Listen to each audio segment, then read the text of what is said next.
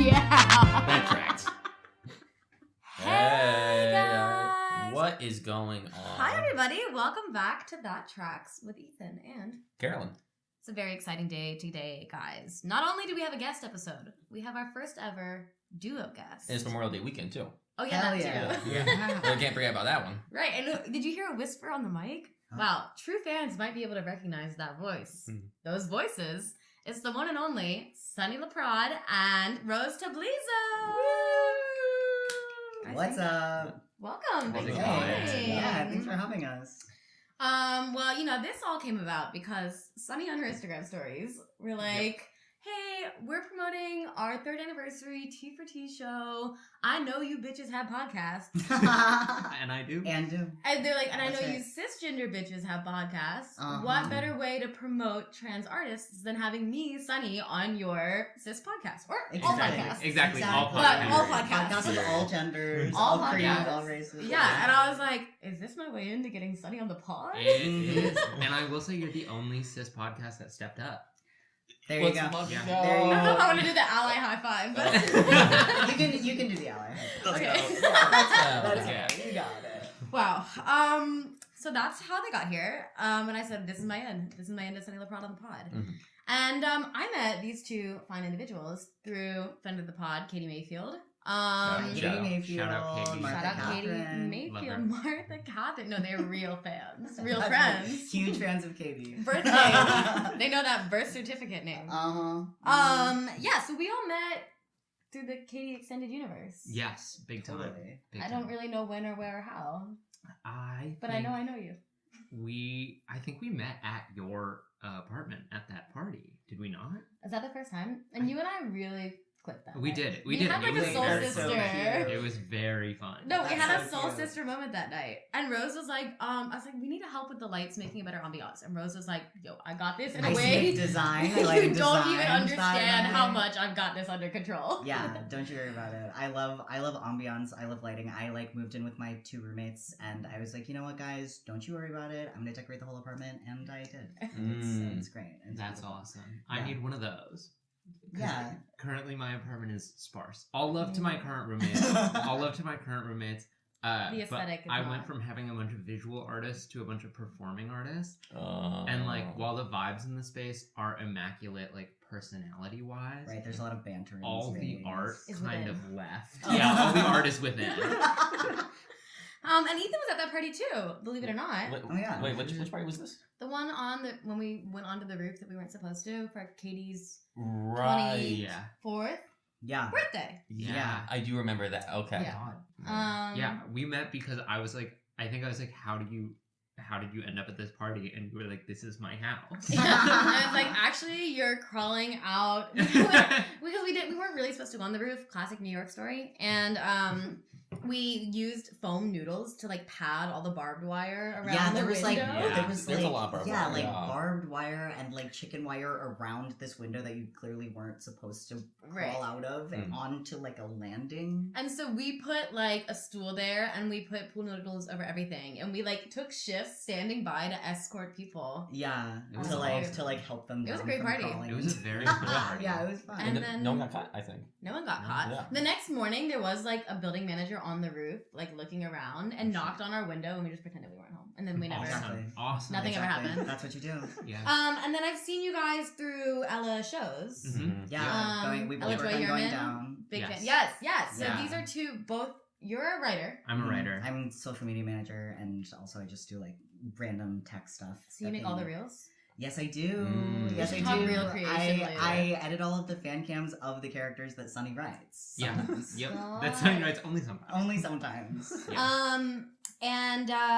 And so I've seen you guys just through the universe. Rose and I were at a New Year's Eve party playing poker. Oh my god, yeah. That was really we hosted fun. a poker party at my apartment and we put on Ocean's 11 on the TV and I kept folding so I could watch the movie because it's such a It good It is a banger, yeah. It's such a good movie. Yeah. Okay, great. That's kind of how we know each other. Yeah.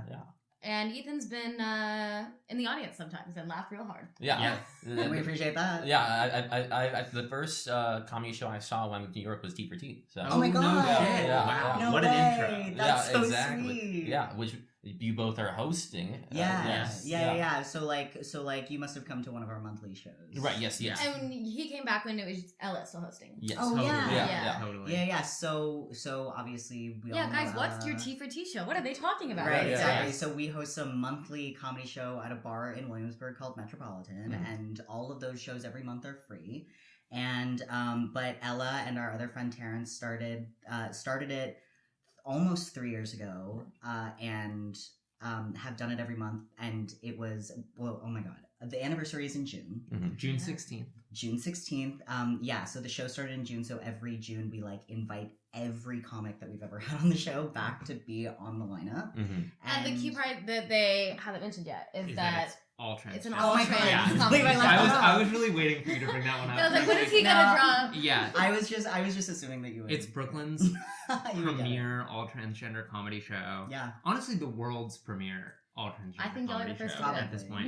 I And think no so one did it before you. in June of every year, which classic, because it's hot out. We do. No other reason. And no other reason. We do our anniversary show at the Bell House, where we invite all of our comics back, and we do a much bigger venue. And we really show those Republicans what for. Yeah, that's We right. really We pack show as them what for. many transsexuals into a room And as we possible. say, please don't bring a gun. Yeah. Do you hire security? We do have hard security at the So Bell we House. check. Right. Yeah. You can bring a gun to the monthly show, I guess. You can bring a gun to the monthly. Yeah, We're but not gonna stop there's you. a dyke that watches the bar at Metropolitan that would fuck you She up. would fuck you up. We love her. We love her. Shout out to Nancy. Nancy, We love you. you have my heart. Sunny, Yes. you have a background in stand-up comedy. T for do. T is a It's stand-up a stand-up show. comedy Right, show. yeah, Yeah. And what does T for T stand for the uneducated listeners? Oh my god, that's awesome. It's T for T is like a dating and like sex term for trans. Yep. And we are not having sex on the show. No. Or but- with each other. Or with No, each other. or with each other. But hypothetically, it could break out at any time. Yeah, The yeah. tension is building. Yeah. Right. This. I guess the idea is that it's like comedy for trans people by trans people, but we Yeah. didn't pick the name. It's just like You it inherited just it. happened. We inherited We the name. inherited the name. Yeah. Yeah. This today actually marks officially 2 years of being clean of sleeping with cis people. Wow. Yeah.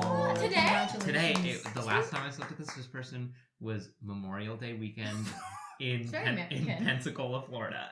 Oh my Oh. god. That's USA. It was Yeah, it was you had to put USA that all to the bed. way. Yep. Yeah. Yep. What a way to end. What a way to end. Yeah, I really that's went out with a crazy. bang. Wow, we gotta have a chip for you. I know, so that I don't 2 relapse. years cisgender. Exactly. That's how you gotta stay strong. 2 years Exactly. T for T only. Yeah. I'm really committing, and I can't That's host beautiful, T for T if I'm actually. sleeping with cis people. That's why Ella had to step down. Got him. Yeah, Guys, she Ella's was dating sleeping. Katie Mayfield, by the way. Yes. Famously cisgender. Famously cisgender. One of the only ones we know. Actually. Stand up. Yeah, my Yeah. comedy background. I There have we been go. doing stand up.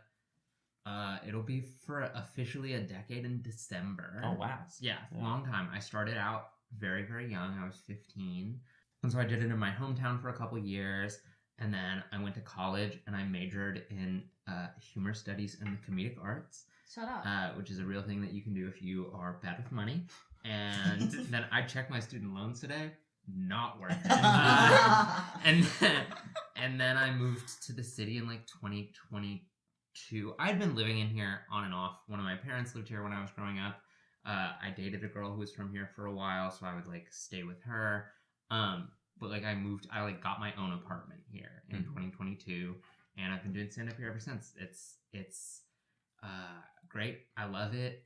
I wish that it was a more lucrative art form, but that's okay because what it lacks in money, it makes up for in public humiliation all the time. That's she's great That's at the that. goal. Yeah. Yeah, the goal. that's And you have a stand-up special. I do. Yeah, I have a stand-up special called Queer Enough. You Mhm. can watch it on YouTube. That was actually my senior thesis for graduating college. Oh, whoa. Okay. Yeah. What was the major again? Humor studies and the comedic arts. Yep. What college can you go to for that? Hampshire College. You can also go to Emerson or Columbia College Chicago. Those are the only 3 schools in the country that'll like really let you pursue that. And I got into all 3 of those schools and literally nowhere else. They They're said like, this girl is clowning good is at for you. only one thing. Yeah, no, and it's true because I didn't. My grades were like good, but not great. Yeah. I, did like some extracurriculars, but they were like sports. So who knows how much that carries over, you know? So I had comedy, and that was my one thing. I got a big scholarship. And yeah, my writing a stand-up special is a very weird experience because when you're writing stuff for like shows, especially in New York, you're mostly getting like 15 minutes or under at one time. Right. And so the jokes that you're writing are like very short and punchy, and they don't have to be super connected. But when you're writing a special, you want something that's kind of going to keep the audience engaged for an hour or more. So it kind of has to have like a story arc to it. And that means that like if you watch me do a set now, like the amount of like laughs per minute is significantly higher than in my special.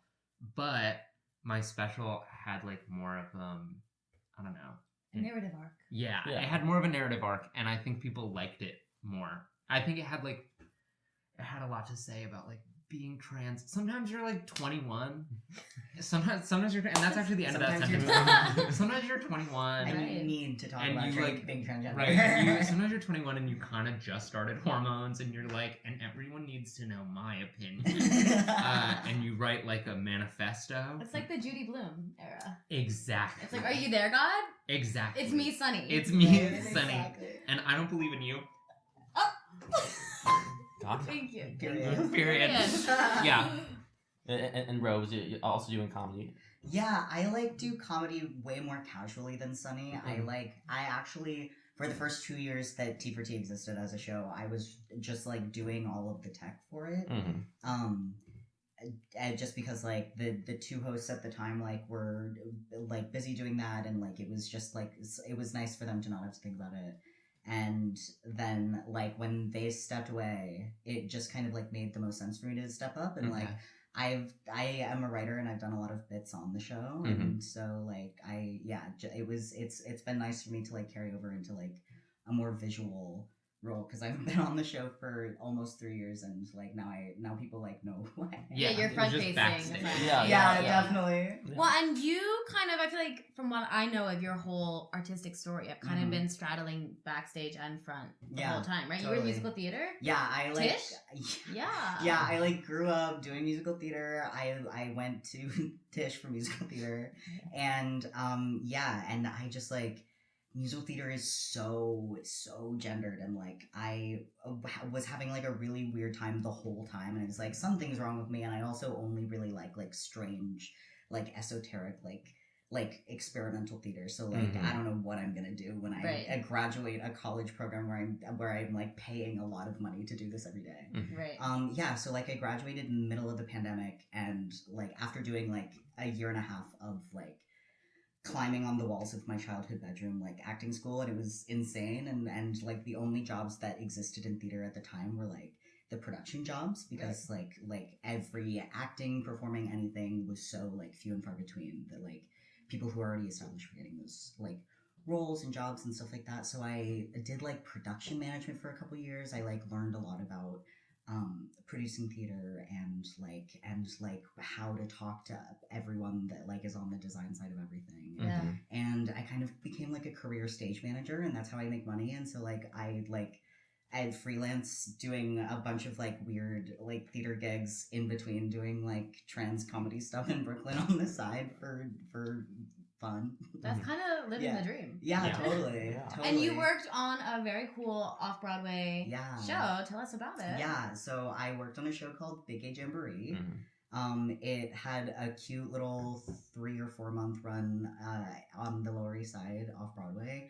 And I was like with it the whole time that it was like workshopping. Like it was the writer of a different off-Broadway show called Titanic, which is still running.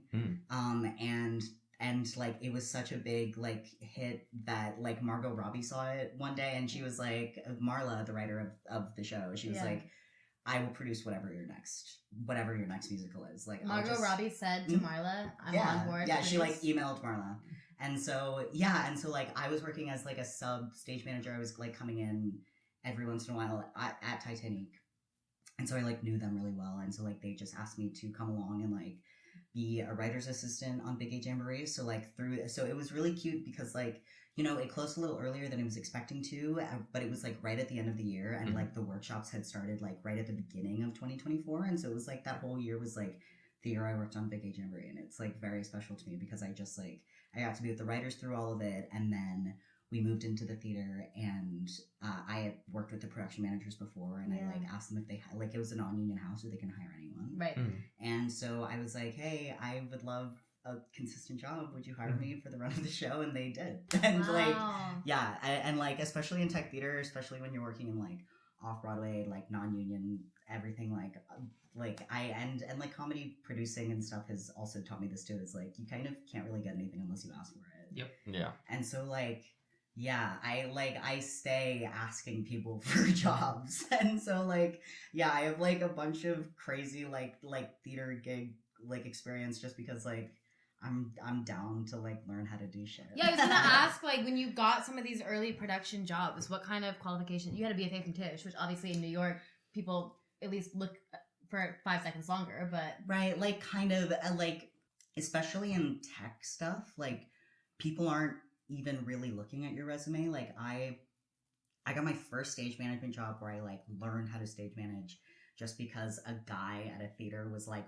looking for a stage manager and was like, hey, you're chill. Do you want to like stage manage for a summer in like a theater in the woods? And so I like worked at one of those like summer stock theater where it was like you rehearse all day and you do a show at night, and then you rehearse all day for the next show, and you close the one show on a Sunday matinee, and then as soon as the audience clears out, the set gets torn down, and then you tech all day Saturday, and all day Sunday, and like the first half of Monday, and then you open on a Tuesday. no, it's crazy. I grew up musical theater, Yeah, actor focused, and I was always like, and that's what I want to do with my summers. no, it's crazy town. No, it's yeah, and you're like eating from a cafeteria from like a woman who like does not season her food, and like you're like living in a barn, and you're like, wow, this is the dream. For like what, $400 a week? Yeah, it's terrible. Yeah. It's so terrible. Like I was literally living in the barn where the theater was, and there was a raccoon, and so like sometimes I would wake up in the night and like hear in my room also like didn't have a latch very much, and so like I more than once like woke up to like the sound of the huge raccoon rummaging through my trash in my bedroom in the barn that I was living in for 3 months. So you've already done Survivor. Yeah. Yeah. Yeah, that's why I like don't want to live somewhere without like, I don't know, running water. It's crazy. Like I've done my time. It's crazy how much of being an artist is having a shitty sleeping situation. The other night, I tour a bunch as a comic, and a lot of that for me, because I'm not like making a shitload of money. Like I'm making like enough to get by, but only enough to get by if I'm sleeping on someone's floor, you know? Right. And so one of my friends was like very nice, was like, yeah, I'll put you up for a couple nights. But didn't tell me that it was the weekend of his roommate's birthday. And oh my so God. she had like gone all out, and there were balloons all over the apartment. And I was sleeping on the couch. I was crashing on their couch.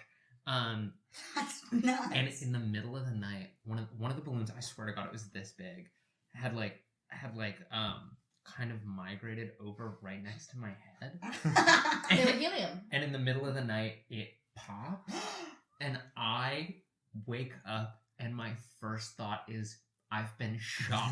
Naturally. I've been shot, and I'm dying. That's crazy. And then I kind of like check myself, and I'm like, okay, no wounds. And then I see all the balloons, and I kind of figure out what happened, and I fall back to sleep. And then it happened again. The second time I was like, balloon. But the first time I was like, they got me. Oh my God, I'm dying. Lips of TikTok, they got me. So funny. That's so funny. Yeah. Holy shit. I used to work on a show about cryptids and aliens and ghosts. And so I would see clips all the time of people being like, it's a monster and it's a Maine Coon cat. And it's a shaved Maine Coon cat. I've seen that specific cat. For real. Cryptid talk real quick. Yeah, Yeah, please. Mothman thoughts? Any thoughts about Mothman? I think that Mothman is kind of the most romantic cryptid. Wait, can we get into Mothman for a second? Yeah.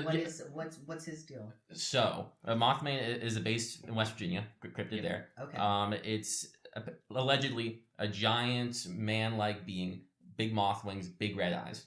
Okay. And the story is that there's a town in West Virginia called Point Pleasant, and there is a bridge, the Silver Bridge, that connected Point Pleasant to the other town. I forget what it was. And someone saw Mothman like at night, just like flying around doing his thing, whatever. Next day, the bridge collapses. Yep. And it's so foggy that cars can't see the bridge collapse, and they would drive into the river. Whoa. He's a killer.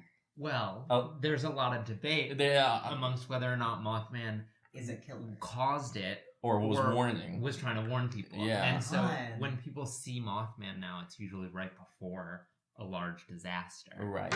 Like I think someone said they saw it before, like Chernobyl. I'm like, you can't Mothman get, you can't get there. That's way too far. He's got wings. That's so far though. It's true. My thoughts on like the supernatural is that some cryptids are, I guess, just like real animals. Because like the okapi, everyone thought was not real. Right. And then it turns out real. Yeah. So Is there's that like an something animal? like that. Yeah, what is the okapi? It's just a weird looking animal. It's like It sounds part of like the an giraffe art family, I believe. Yeah. Oh, It, really? it has like zebra looking hind legs and like a brownish front. I Oh, believe. you know Yeah. what? Yeah. And people were I like, know what these are. that's a cryptid for years. And then they just But found it's them. just like But like, Just two animals got freaky and broke down the barriers Yeah. of one love. exactly. but things like Bigfoot, nah. But ghosts, I did not believe in ghosts when I started working on the show, and I do believe in ghosts now. Ooh, what changed that? Yeah, was there one instance? I was the person in charge of watching all the submissions, the viewer submissions to the show. Oh. So I would watch like thousands of Of home videos of paranormal activity. yeah. Ooh. And most of them I was like, either this is fake or it is explainable. Mhm. But there was this one video of this like old couple, and they had recently lost a friend, and they had like taken in all of his stuff because they were the people who were closest to him, and he had this like old lightsaber that didn't have batteries in it. Okay. But it started like lighting up and making a noise, even though it didn't have batteries in it. And then when they would like ask it questions, it would like light up again. Oh my god. Yeah. Oh my And so God. like it And was they things showed like on that. the camera the no batteries? Yeah. Mm. And so it was like the ones that were like really That's crazy. dramatic, I was like, those are probably faked. Mhm. And then there were a lot of ones where it would be like there would be so many videos. The Ring doorbell cameras were the bane of my existence. Oh, Because sure. they're The found footage. they're so low res, and people Right. would be like, you see this person phase out of existence, and it's like, actually, they just got out of range of the camera. Or they'd be like, it's a fairy, and it's just like a moth at like 12 FPS, you know? Yeah. Yeah. yeah. But like, there were ones that were like really sincere, Mhm. and maybe they're not the most dramatic, maybe they don't do the best on camera, but you can tell that the people involved really believe what's happening. And those are the ones that changed my mind. I also lived in a haunted house, so there was also that. But Was that the Elliot Smith house? it as was well? the Elliot Smith Oh my house. god. Yeah. Who's Elliot Smith? Elliot Who's Smith. Elliot Elliot Smith. Wow. Holy This is amazing, actually. Well, Sonny No. lived in Elliot Smith's I lived in house. Elliot Get the Smith's house. fuck. We've got What? 3 Elliot Smith lovers. Yeah. Holy shit. Yeah, Right? yeah, So yeah. so Elliot Smith was arguably a man. Arguably, man. Was popular to popular belief was a man, but he like is a beautiful singer songwriter. He's kind of like the pioneer of like what a lot of like sad boy singer Sad boy songwriters are trying indie. to be Yeah. right Yeah. now. In like what area? In like the the late late 90s, 90s. early 2000s. Yeah, and Yeah, he was totally. punk He's- before that. Right. Elliot And what? he was Elliot Smith. Smith. He's like Phoebe Bridgers is really Okay. inspired by Elliot. Okay. Yeah. Mhm. Okay. Like that kind of music. Yeah, he was my dad's favorite artist, and then in high school became my favorite artist after I had a couple bad things happen to me. Sure. And then No one who's led a very happy life loves Elliot Smith. And Well, I never heard of him. Good for you. And that's why you not knowing who he is a joyful thing. No, No, there That's was a genuine beautiful. smile on No, your face. I was You like, haven't hit wow, rock that's bottom. so Yeah. sweet. No, actually. whenever someone is like, "Who is Elliot Smith?" I'm like, "And thank God." No, and it's like, and good for you. There has to be someone who hasn't heard of this. We're one. so happy for you. Yeah. No, I found out about Elliot Smith because there's a scene in the Royal Tenenbaums where one of the brothers is trying to kill himself. Right. And it's set to an Elliot Smith song, and I was like, this is such a good song. It's like, Yeah. it's like to this day, one of my favorite songs That's all I ever. needed to know. Needle in the When- Hay by Elliot Smith. Oh, here's an insane piece of Sunny lore. I go to LA to visit my family. Elliot Smith is from LA. Or No, like lived in LA. he briefly lived in LA Okay. while he was making Figure Eight. Right. The album cover for that is like a mural that just happens to be in LA. Mhm. I made my mom drive me to that mural. I'm like almost like tearing up at the mural. I recreate the Elliot Smith mural, post it on my Instagram. Classic. The caption is Please. an Elliot Smith lyric, which is Which one? I'm never gonna know you now, but I'm gonna love you anyhow. Wow. And then the date that he killed himself. And then Oh, that's how his life ended. and like the anniversary of the day that he killed himself. no, I posted the quote and then the Oh date no! and then the date that he killed himself. And then What? That's And so you painted pretty. your own version? no, Oh. I showed up at the actual mural and I recreated the album cover with myself. Got it. Posted And I with the posted it with the date. that he killed. And then somebody commented, "You captioned this like a girl." And I responded to that comment, "This is how I'm announcing my transition." This was 4 years before I came out. Oh my god. So That's amazing. So I was- That's beautiful. That's a lot to take in all at Hats once. off to that. So No, really. I can pull up the receipts. That's amazing. I I, was- do really, really want to see this post. I was actually. obsessed with Elliot Smith. He was my #1 artist every year on Spotify, except for like one. I actually, this last year is the first year in like 5 years that he hasn't been my And #1 congrats on artist. getting better. I know. Yeah. It gets better. It It gets does. better. And he wasn't my #1 artist this year, but he did make his way back into my top 5, Oh, which totally, I feel bad totally. about. I'm sorry. Yeah. I'm sorry for whatever you did. But so then I went to Elliot Smith's college, largely in part because I knew Elliot Smith Wait, went the there. clown school? Or the comedy school? Yes. The clown Yeah. school. It was clown school. Totally. It's- It wasn't like officially clown school. But you It's study like commedia dell'arte, you of can course. you can design your own major. and that is in a Which way is its what own clowns clown do, yeah. school. Right. So I was like, wow, maybe Elliot Smith was like in these recording studios. I took a music class my freshman year. Mm. I feel like I feel him. 18 years old, I get an Elliot Smith inspired tattoo. Show it off. Ta-da! Ah. And then my senior year, we move into this apartment, and I am reading my dad's copy of the Elliot Smith biography, and it says his address. And I was like, that's Wait. my Wait. address. And it turns out I had been living in his house for, I lived in his house for like a year. That's so crazy. And it was haunted. I don't think by him, but Sure. it was haunted. Yeah. Yeah, that would have been too good to be true. It would have been too You good to would be be true. so lucky. You would be Yeah. like, I posted the day that you died on my Instagram. You know, there's a lot. There's a lot to take in. A lot to take in. Yeah. But maybe something that we all can take in is maybe some food. Okay. Maybe a break. Yes. I Because- love that idea. Yeah, because guys, I think it's cheese time. Oh, shit! Cheese time, cheese time, cheese time, cheese time. Cheese. It's cheese time. Folks, this is the part of the episode where I bring a piece of cheese for us to try.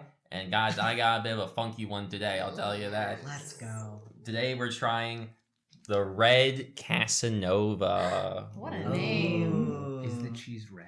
It's going to be red on the rind. Okay. So the Red Casanova is a German cheese from Bavaria. It's aged for about 5 to 7 weeks. It's a cow's Weeks, milk. not months. Weeks, A yeah. young cheese. It's a younger cheese. Yeah. Oh, I can smell it. Yeah, it's very funky. It's the inside's gonna be very creamy and buttery, and the outside is washed in a brine. So it's gonna have some more onion notes to it, which is really interesting. Oh.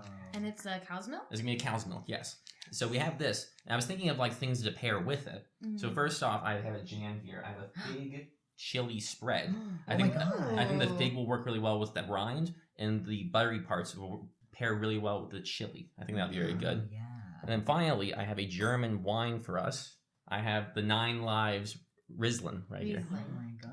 I'm gonna say either way. Oh my god, he's killing himself. Yeah. Wait, the label has a cat literally killing himself. Or just trying and seeing what happens. It's got 8 lives. It's got 8 more lives. And finally, to top it all off, we have Ritz crackers. Yes. Yeah. Let's go. We got the Classic. essentials. Okay. Absolutely. So I'm gonna start getting the cheese ready. Carolyn, do you want to start doing I would wine? love to pour Oh, some come on. wine. Yeah. So first, smell-wise, any thoughts there? Yeah, you go first. Ooh, that is delightfully funky. Yeah. Oh yeah, totally. There was a cheese shop near my old apartment that I used to go to with my mom, and we would get the lemon ricotta because it was delicious and sweet, Mhm. and it all smelled like the whole shop smelled like this. Oh yeah. Yeah, I love how good cheese kind of smells like a shoe a little bit. Right. Yeah. Yeah. Because shoes smell like the smell of leather and like musky.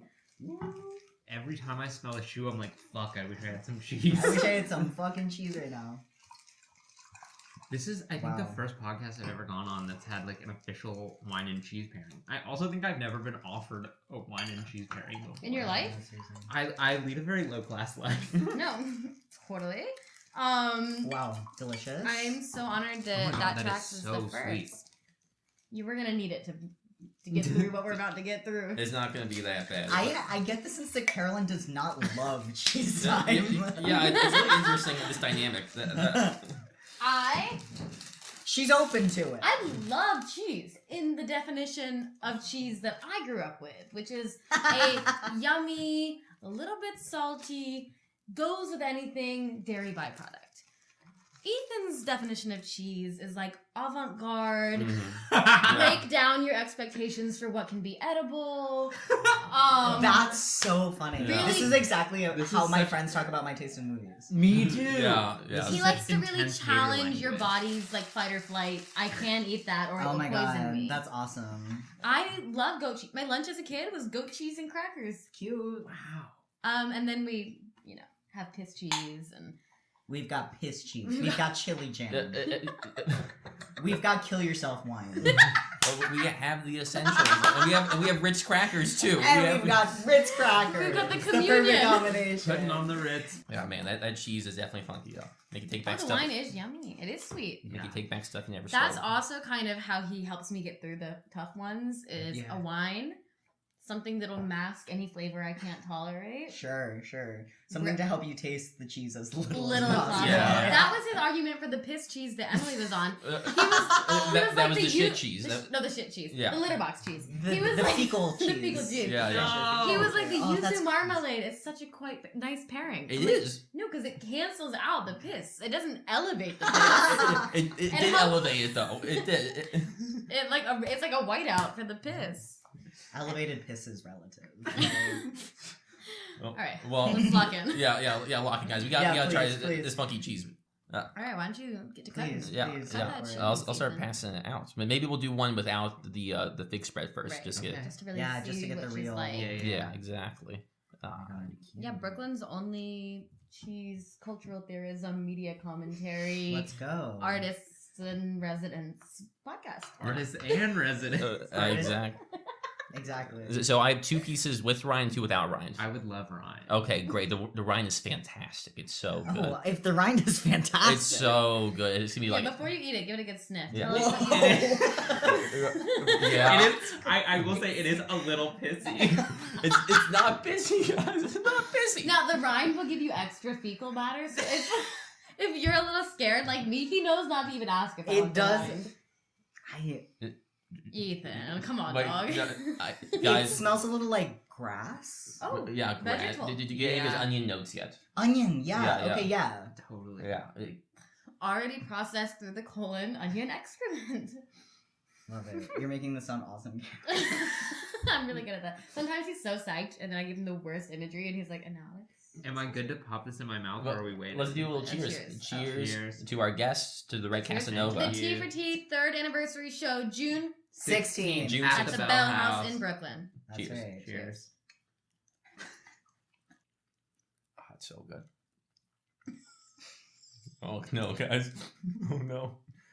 I can really taste the onion. No, Yeah. totally. It's like so hard to describe things. I do like it, but it's hard to describe it without sounding like I don't like it. Yeah, like it kind of tastes like dirt. Exactly. Wait, that's how you should do it. Yeah. Like it tastes bad, but in a way that I really rock with. What cut this? Yeah, like I'll keep going, but it's not Like- it's not your usual run of the Would I mill say that cheddar. it tastes good? Uh, No. Would I say that I really want more? 100%. Let's get There we into go. it. I see. I love like the texture of it. Right. Yeah. Yeah. That's that semi-firm. Yeah. And I do love that it's kind of like Semi-firm. sour. Not like sour in the way that like lemons are sour, but sour in the way that like milk should- is sour. Right. Yeah. But there's like there's Classically brininess to it. Yeah. Yeah. Right. Try right. this without the rind. Oh, true. Yeah. That one's kind of big. Yeah, both you went for the small. Yeah. I think without the rind, you definitely get like mostly buttery. Oh, yeah. Yeah. Much less onion without the rind. Yeah. I just have a no rind policy at this point. Yeah.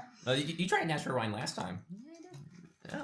I think I like it a lot more without the rind actually. No, Yeah. no, that's what they say. That's what they Yeah, say. definitely buttery. I don't know. I liked it with the rind. The kind of like the deep funk of it all. The deep I funk rocked with. is in the rind. It's for sure. totally in the rind. Yeah. And would I'm you guys gonna- would you guys like some of the Yeah, let's, spread? Please, let's please, do a serve nice it up, serve it little. up. Also, I do feel like you lied to me by saying it was red.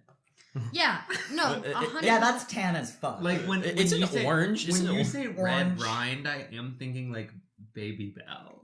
no. Oh. well, Oh, there's like, also like a wax. Yeah.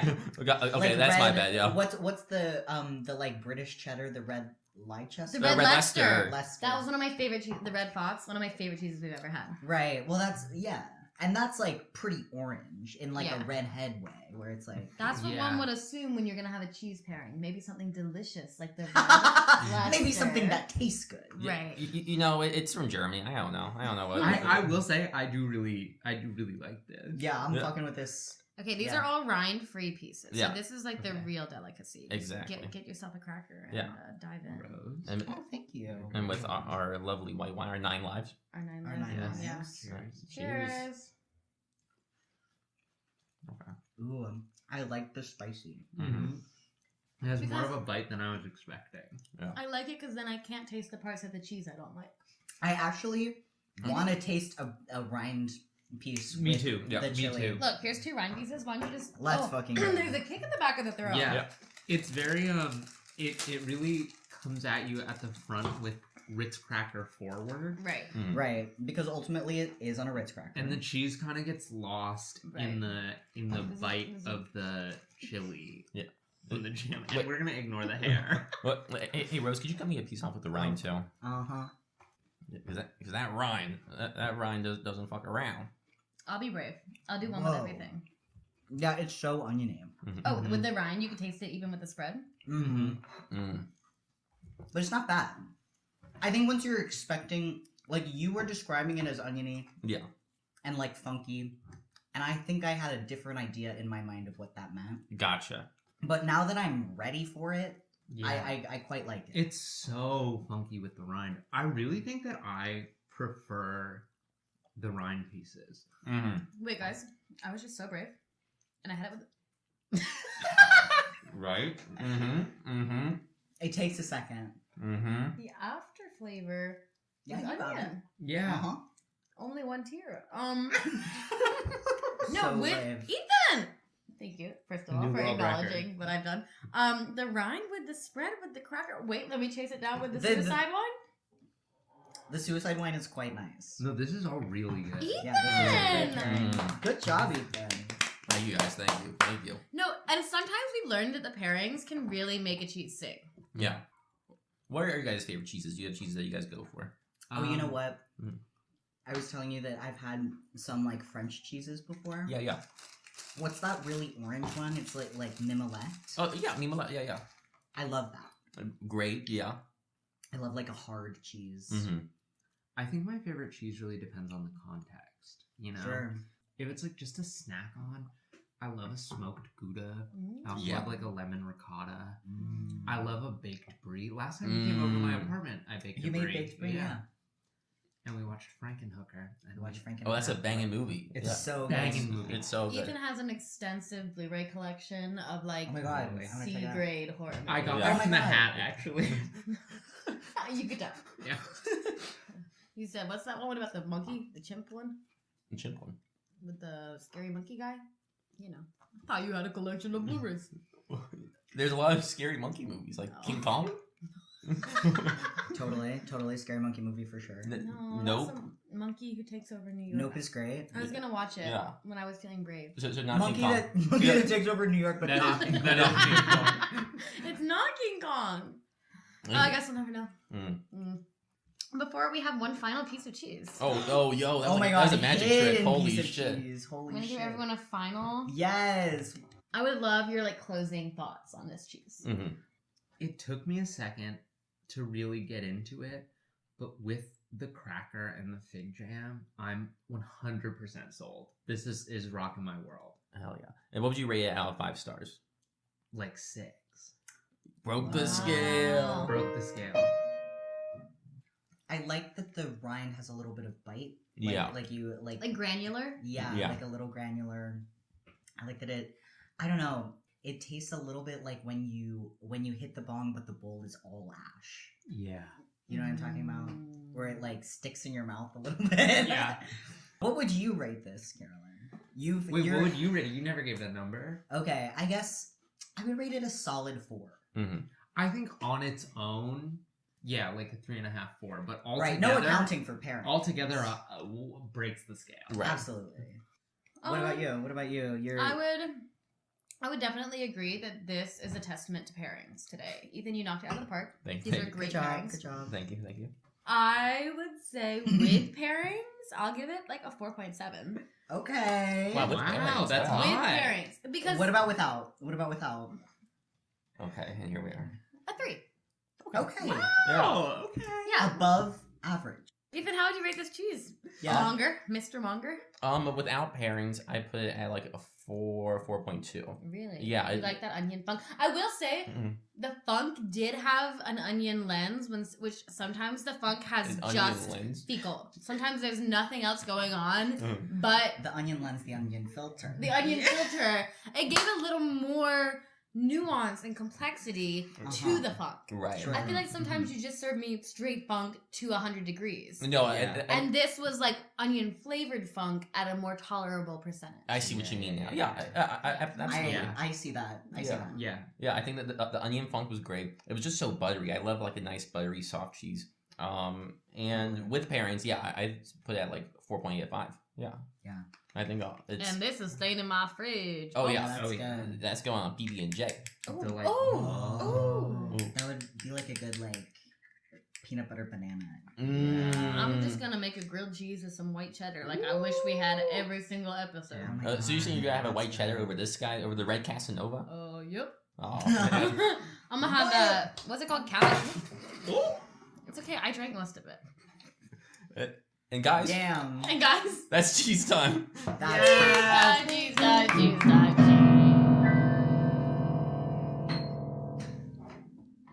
Wow, everybody, what a delicious cheese. Really pushed me to my limits.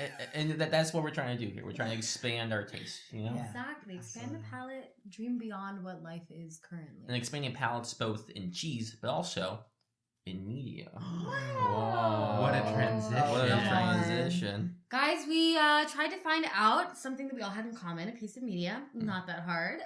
Turns out very quickly we landed on the Nathan Fielder Cinematic Universe. Yes, the NCU. nice. That was a good sound for him, right? Yeah. It was. Yeah. Perfectly encapsulated his vibe. Yeah. Guys, it's the Nathan Fielder episode. Totally. The rehearsal and the rehearsal season 2 ended last night. Oh my Incredible. god. Have you I've- seen the Oh. end? He has Yeah. seen all of the rehearsal. Okay. I have seen 0 of the rehearsal. Wow. I've seen all of the curse and all of Nathan Wow. for you. And I've never So- seen the curse. Wow. I've seen most of the curse, but not all of it, and I haven't seen that much of Nathan Berger. Just a stray episode here and The there. rehearsal is like the work of Nathan Fielder that like gave me the in on like being able to watch him. Like the curse and Nathan for You like gave me the feeling of like I hate this. Which is kind of a common response. I Yeah, feel 100%. like Nathan Fielder and morbid cringe are kind of hand Absolutely. in hand. Yeah. Yeah, I really like couldn't it like causes like a visceral reaction to me that I like could not watch Yeah. Nathan for You for a while. And the rehearsal changed it? The rehearsal changed it. I don't know what it was. Season 1 of the rehearsal I watched and I was like, Nathan Fielder is the most evil man alive. I agree with that. Yeah. And then season 2 of the rehearsal I watched and I was like, I think I need to tuck him into bed. Yes. Yeah. Yeah. Let's do a quick little breakdown for the listeners who may not be familiar. Yes. Nathan Fielder is a comedian, writer, producer, Pilot. commercial pilot, Canadian. And he came up kind of working on like a news comedy correspondent show, and he got a little segment where he was kind of man on the street, like reality parody sort of, and this led to his Comedy Central show Nathan for You, in which he plays a fictionalized, hyped up version of himself doing a pretend reality show where he is consulting small businesses with bad solutions. Yep. And so it's a little bit, and some of the people he consults are actors, and some of them are a little more people of the world. But it's so hard to tell. That's why it's hard. That's to the big, watch. yeah. And so, like, for example, he will go to a clothing store that's not making that big of a profit, and he has a bizarre solution of, well, if you give hot girls permission to steal from your store, then their friends will come buy so much that they pay for. And they get everyone on board, and hijinks after that ensue, and ultimately no one gets helped, and we kind of end up exactly where we started. And the store is perhaps worse off. Yeah. And so that's the format of his 4-season Comedy Central show. One of my favorites is the Best Buy episode. He has this like failing small business electronics store, and they're like, oh my god, I've seen that one. They're like, Best Buy's running us out of town. They price match any local competitor. And Nathan's like, well, if we say that your price is $1, then they have to match your $1. We will put so many obstacles in place for people to actually buy your $1 TVs, such as you have to be wearing a tux. Right. There's a live alligator you have to get past. Right. You have to crawl through a 2-foot door. Yeah, they like build doors to get to it. Right. And he's like, so no one will actually buy your $1 TVs. Meanwhile, we will hire a crew of actors to go buy a bunch of TVs at Best Buy using their price match guarantee. Right. And that doesn't work out, so then he's going to have a civil suit against Best Buy. Like, none of it ever is that rational, and that's the fun of it. But some people, like Rose, have a very visceral distaste of, like, this is unsettling, what's pretend, what's real. Right. Yeah. So that's his early work. Right, yeah. It's... I first watched Nathan for You in, like, college. I think it was around COVID, and, like, I binged the whole series. It's... And I rewatched a couple episodes since I knew we were going to be talking about this, like today, after finishing the rehearsal. And it's interesting watching it after seeing the rehearsal and seeing this, especially especially after seeing the last episode of Finding Frances. Have we? No. Whoa, okay. But that's Nathan for You, right? Yeah, that what's interesting is that feels like the sort of pilot or like testing ground for the rehearsal. And then there's a lot of parts of like, okay, we're rehearsing. But basically, a recurring character in Nathan for You is this Bill Gates impersonator. Yeah. Right. And he is still hanging out the studio, and he keeps talking about this woman that he loved named Frances. And Nathan and him go on this journey to find Frances and reunite them. Yeah. And throughout, we learn more about Frances and his, like, what's the word? His questionable personality throughout. Sure. Yeah. And there's moments where, like, okay, we're rehearsing meeting Frances for the first time. How are you going to do this? How is this going to be? And we see those building blocks that I think will turn into the rehearsal. Exactly. Can one of you give a quick spiel of what the rehearsal is? The rehearsal is like Nathan Fielder has kind of unlimited resources to be able to give people the opportunity to rehearse things as close to accurately as humanly possible, things that they would be nervous for in their real life. So like that's social kind of situations. Yeah, so that's kind of the plot of season 1, and then season 2 he decides to use this seemingly infinite budget to fix the aviation industry as a whole. Because he is a commercial pilot. Well, he becomes a commercial airline pilot on rehearsal season 2. Yes. Yeah. And you don't find like this is spoilers for the final episode, but like You you don't don't find find out out until the until the final episode that he has become a pilot over the past 2 years. I knew that from Wikipedia. My favorite thing about the rehearsal is that I've never seen a single piece of media that's like really anything like it. Yes. It's like he's making a new genre, and every episode blows my mind. And like normally, like I worked in nonfiction television for like 7 years, and so normally I kind of have this very strong sense of like what's real and what isn't. And I watched the rehearsal, and I just like I believe every second of it. And I know, like when people talk to me about it, that like in the logical parts of my brain, that like some parts of it are probably scripted, but it's done so incredibly well that no part of it feels scripted. It really feels like he's going through all of this, and that he's really putting the actors through these things that he's putting them through.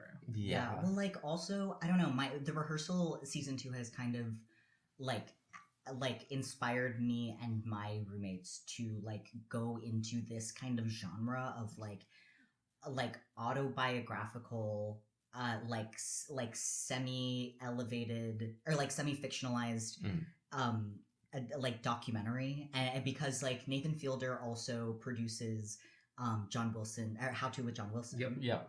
And that's a great show that is like similar and along the same lines, and like is like documenting real things that are happening in the author's life, but are like largely about different things. And there's also a different documentarian named Kaveh Zahedi who is like makes a show called The Show About the Show, and also has made like movies and stuff. And basically all of his body of work is about him making the media that he has made. And so like all of it is like in relation to Nathan Fielder, but like nothing. So we're like watching all of these kind of guys who are doing slightly similar things, and they all kind of fall within the axis of like hating themselves to don't hate themselves, to like hating other people to not hating other people. And like mapping Nathan Fielder on that like kind of alignment chart is really interesting, because he like is, especially in season 2, under the like doing all of these things under the guise of helping other people. Yeah. And like the success of that is what is like comical about all of the things that he's doing. But season 2 of the rehearsal is like he is like going in really focused on the issue that pilots and co-pilots in like commercial flights don't talk to each other before they're in the cockpit together. Right. And like that's really scary once you learn about it. And so like his mission through the entire season 2 is like trying to figure out a way to get them to talk to each other, to maybe develop ways for them to get into a character, to like be able to bond with one another and be able to like just kind of like blow past the like social niceties of like not wanting to offend the other person because you don't know them very well. Right. And so it's like crazy to watch someone with this kind of like within this strange genre of like he is trying to solve something, and he is also documenting how he's making it, and also it's about himself. And then also it's under disguise that it's like meant to act as a comedy. Right. Yes. Yeah. And that I think is interesting to like consider as well. It's especially the last episode. It's of course there's the like comic moments, but there was so much sadness. It's fascinating. And he's so vulnerable. He's so I think the thing that makes it work is that like it's impossible to separate Nathan Fielder the character from Nathan Fielder the person. Yes. Yeah. Because like you watch other shows, like has anyone in here seen The Review? No. It's a show where this comedian does he reviews stuff. The audience sends in things for him to review, and they start out with like eating 12 pancakes, but then it slowly gets more and more intense, where it's like drug addiction, and then it becomes like getting a divorce. And over the course of I think it's 2 seasons, you watch this man's life get destroyed by the concept of this show. But what sets that apart from the rehearsal is that like because you can tell so much that that's like a character. Mhm. Like that same guy is in Veep, you know, Right. and so then you watch him and you're like, oh well, that's that guy from that thing. It's so clear that that's that it's like it doesn't really hit as hard as the rehearsal does, because even when you're watching Nathan Fielder and other things like The Curse, Yeah. you're like, well, that's Nathan Fielder. Yeah, you know? yeah.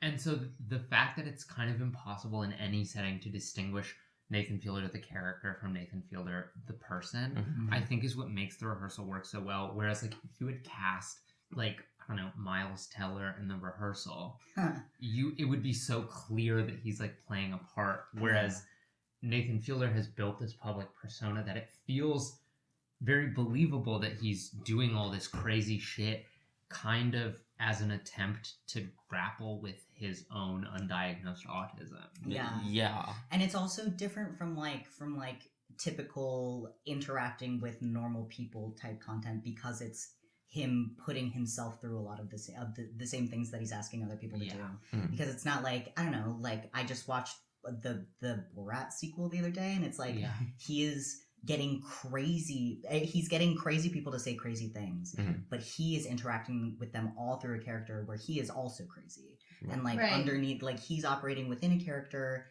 like and like goading like people who are kind of detached from like everyone else. Mhm. And like kind of like prone to conspiracy theory beliefs and stuff like that, and he's like goading them into saying insane shit. But like it's all the more impressive when Nathan Fielder does it, because he is being himself, and like yeah. I think it's cool. Like, I feel like the mockumentary genre and the reality TV genre have been had strongholds for like the past 20 years even. Like, people, episode 1 of The Office were like, we love this, give us more. You're right. And like people from reality TV, from The Real World in 92, people were like, we love this, give us more. Yeah. And I think Nathan Fielder has really carved out his own like micro genre within it of this like blurred lines between character and reality. And also because his like pranks or concepts he does happen in real time in real life. Like he had this concept on Nathan For You, Dumb Starbucks, where where he opened up a Starbucks location and called it Dumb Starbucks, and everything in the whole store. And he claimed that it was performance art. Exactly. He claimed it was performance art, and he was like, from my understanding of parody law, as long as it's clearly not the real Starbucks, it's fine. And like news cameras picked it up because he didn't put his name on it at first. So like, and it was like global news. This huge news story was like, people thought it was Banksy doing it. Right. They were like, Banksy opened up this like Starbucks commentary, and he didn't reveal till later that it was for him for like season 2 of his low budget Comedy Central show. They actually had a budget, but his low key show. And so I think he's built this whole canon of playing himself, being in reality, never letting anyone know where the lines are. Yeah. And I think that's what's so captivating about him. Yeah. Now I'm curious because I haven't seen The Curse, which is a show that he. It's his first scripted work. First scripted work, or at least like promoted as scripted. I'm sure there's scripted elements to other shows. But... Yeah. So I'm curious. You've seen it. Have you both seen it? I've seen parts, but not the whole thing. I've seen like the pilot, and it made me so uncomfortable. I watched the first couple episodes. And it is like, I hate to say it, boring. It's slow. It's so slow. It's slow. It's suspenseful, and also like I can't get myself to get into too many of like the Safdie brothers' work, because it is they are operating on like high anxiety. Yeah, very true. Yeah. Like it's anxiety the whole time. Right, it's anxiety the whole time, and it's like I don't need to put myself through that sometimes. Right. Yeah. I watched the whole thing and really liked it. There was one car crash scene where I was like, you're just making me feel discomfort for the sake of knowing you can do that to your viewer. Yeah. Like there was one episode where I was like, you're just proving that you can keep us in this like panic era. But I thought it was really interesting. Obviously, him pairing up with someone so like critically acclaimed of an actress like Emma Stone was really interesting. And a critically acclaimed writer. Right. Who's the writer? Benny Safdie. And he's in the show. I know he wrote it. Okay, wow. Yeah. And so it was cool to kind of see him go mainstream, quote, in like the people he tapped. The product is not mainstream at all. It is like very, very singular. And what's The Curse about? The Curse is about a married couple who is creating a reality show, like an HGTV kind of home flipping show, where Emma Stone, his wife, is really into making these like natural modern art, eco-friendly homes that have like no electricity and no whatever, and are like reflective of the light, whatever, in like Native American Pueblo communities. Mm-hmm. And so there's kind of, as this goes on, it's her feeling like she's so justified in what she's doing, and the people of the community being like, you're making these ugly mirrored houses that no one wants to live in. Totally. And you're charging a ton of money. Yeah. And Nathan Fielder is the husband who's just trying to like keep it all going. Like keep the camera crew content, keep his wife content, and keep the deals on the board. And like, yeah, I would say it's not a plot driven, and it definitely is creating kind of an anxious environment that we stay in. And the finale of that, I'm interested to watch the rehearsal. Yeah. Because the finale of The Curse is like, it makes no sense compared to what he's been doing. Like all of a sudden, she's no, like, I'm gonna give a spoiler. Emma Stone, her gravity is like flipped upside down. Wait, I've heard. And she's standing on the ceiling, and it's like nowhere in the show at all has there been anything about this. Yeah. In the finale episode, she's like stuck to the ceiling and floats up into the universe. Yeah. Wow. And now I don't have to finish it. No, you don't. No, literally. No, I've had people in my life who watch The Curse describe it to me because I was like, I don't want to watch it, but I do want to know what happens. Yeah, it's, I mean, and again, it was, there's the Nathan Fielder lens of like fake reality. We're doing a reality TV show. Right. But very scripted in that, like, just the cameras they used are like a higher quality than his reality projects. Yeah. Man. Yeah. I do want to talk about my favorite episode of The Rehearsal, which is the Sully episode. Yeah. Oh my God, so good. I've shown that episode to so many people who haven't watched the show. It's incredible. It's amazing. Break it down for me. Okay, so this is episode 3. They're talking about the FAA, which I forget what that stands for, but basically the Flight Aviation Administration. Oh my God. Yeah. I'm rocking with that. Yeah. A lot of this season is focused on like how strict they can be, especially when thinking of like mental health with pilots. A big thing with that is that if pilots disclose that they have like high anxiety or depression or autism, which is a big thing in the season, they could lose their pilot's license. Right. And there's a part in episode 3 where they're talking about Captain Solly, which we're all familiar with. He landed the plane in the Hudson. Thank you, Captain Solly. And Nathan is trying to understand sort of how all of that happened, going through his like biography, going through the transcript logs of the landing, and what happens is that he lives through all of Solly's life. In one episode. In one episode. Yeah. But, like truly from birth. Yeah. Yeah, but the way truly from birth. Yeah. Right. The way that he does it is like there are scenic designers to make like super scaled up sets of like a child's bedroom, and so he is baby size. Yeah. And everything else is super big, and he is like he gets actors on change. stilts. Yeah, like big, larger, like 3 times the size of life puppets. And like changing his diaper and like acting as his mother, and then like as he starts to get older, it's like actors on stilts playing his mom and stuff. Yeah, and it's some of the craziest shit I've ever. It's seen. Amazing. It's my second favorite. Well, maybe second favorite episode of the series, behind the episode where he ruins that child's life. Oh, the season finale of yeah. It's. I think that's the thing where I watched that, and that really convinced me that he's a genius, an evil genius, Absolutely. but a genius because I was like, I don't know if I've ever seen. And listen, I've watched the documentary on the making of a chorus line. I don't think that I've ever seen a piece of media so thoroughly ruin someone's life before, and that was like. Liked it? Oh my God. It's actually horrifying to watch. And as someone who loves horror, it's amazing. I do hope that boy is getting therapy paid for by HBO. Yeah. But also, the episode that really convinced me that I was watching something real is like, I think it's episode 3 of the first season, where he makes that really anti-Semitic Southern man cry about the death of his grandfather. Oh, right. That was the first time when I was like, oh, so there's stakes. And then in season 2, they don't really up the emotional stakes at all, But they do up the stakes to the point where I'm like, oh, Nathan Fielder is in control of the lives of 150 No, the literal people. life or death state. Yeah, the first season, he's like, oh well, like the big like arc through the whole season after like episode 2 is like there's a woman that he meets that is unsure if she wants to be a mother, so she wants to try out motherhood, and so he does like an accelerated version of her raising a child's life, but she is also single and wants to be married when she has a child, so she is also being put through like speed dating and speed like putting a guy she's not even really dating yet through frankly raising a the most child with her. insane man alive. Yeah, it's crazy. Yeah. And so it's like it's just like the emotional stakes are really high in the first season. Season 1 is emotional stakes, and season 2 is like stakes that I couldn't actually imagine them doing since like the Buster Keaton days when they were like, well, we'll just drop a barn on it. Right, we'll just drive a train toward him. It's some of the craziest shit I've ever seen. It's just like the best like, season of television. HBO?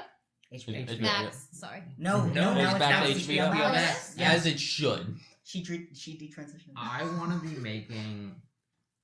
to be making some weird high budget bullshit like that. Yeah, absolutely. Yeah, I think that's what I respect the most is that it's just a commitment. I think that's why. Yeah. A commitment to such a singular bit. No, because I would have stepped back. At some point, I would have been like, this is too much. Yeah. And I don't think that the thought, this is too much, has seemingly ever crossed his mind. No, but like that's like the foundation of like, and you have the degree in comedy, so correct me if I'm wrong, but like I think that is like the foundation of what like clowning is and like what comedy is, and like it's like taking an idea and then pushing it past the limit of like what is like societally acceptable, and then pushing it even, and then he is pushing it way further into taking it all completely seriously. That is like that he and also HBO is providing him with the budget to make that absolutely so much larger than life that it's amazing. It's one of those things where it's like it's genre defying, because like if people are like, is the rehearsal a comedy? I'm like,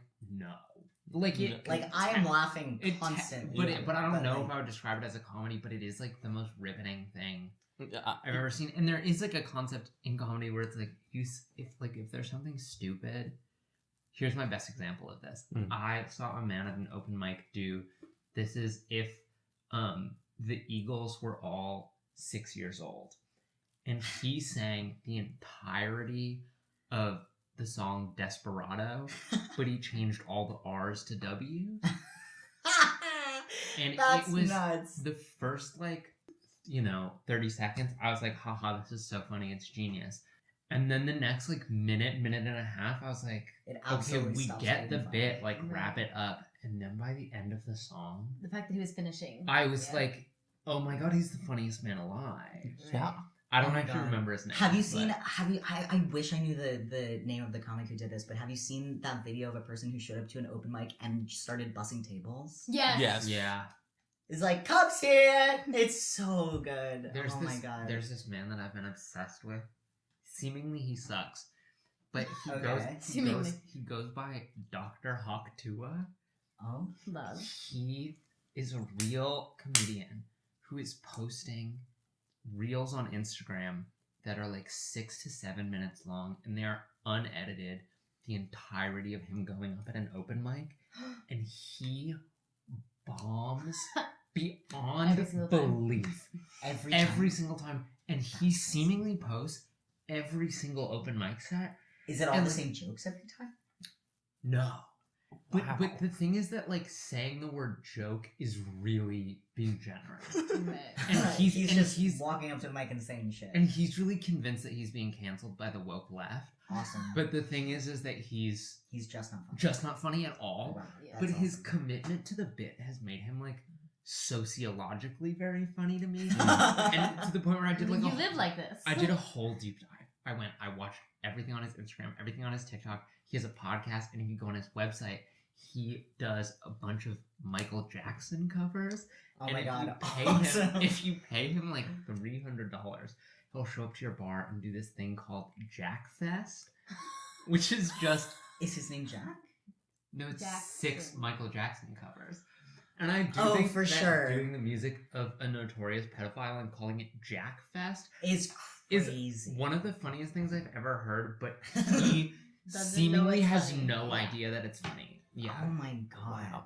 This is what always drew me to infamous hater lover Trisha Paytas, is that she was putting out YouTube content back Yeah. when I was like 12, 13 of this blurred line, like, is she a character or does she just live like this? Right. Yeah. And I found it on the internet at like, 12, 13. And she's like at a grocery store pushing a shopping cart. And she's like, I've never done this before. They have pasta in boxes? She's And- incredible. And she's like, do I want penne or do I want spaghetti? And like, as a kid, I was like, she's doing something. She's doing something. I know she's pretending, but I think she thinks it's real. And like, that I kind of feel like, obviously very different characters, and like, but I feel like they're both kind of, Nathan and Trisha are like straddling this, I want you to think I'm pretending and I want you to think I'm totally earnest, and I'm not going to tell you which one I'm doing. Yeah. Right. Yeah. Guys, wow! What an awesome guest episode. Sunny Laprade, Rose Tablizo, Nathan Fielder, shout out. Yeah, Nathan, come on the podcast.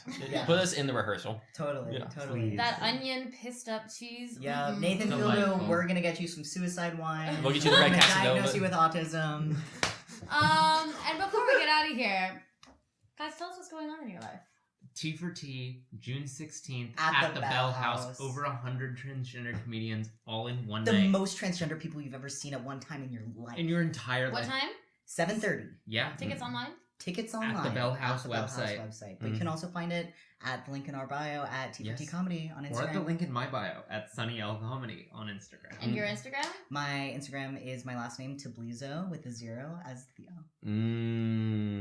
Hell yeah. And you'll be seeing lots of reels of these two beautiful individuals on the Instagram for That Tracks, that.tracks with a Z .pod. Or on the TikTok at that.tracks with a Z .pod. Carolyn, where Our do you- Instagrams, Oh, yeah. you know where to find me at this point, at Carolyn Ausler, CarolynOursler. And me, Eythen Anthony, EYTHEN_ Anthony, ANTHONY. And watch the rehearsal and let us know what you think. Yeah. Yeah. Yeah. And you better be at the Bell House on June 6th.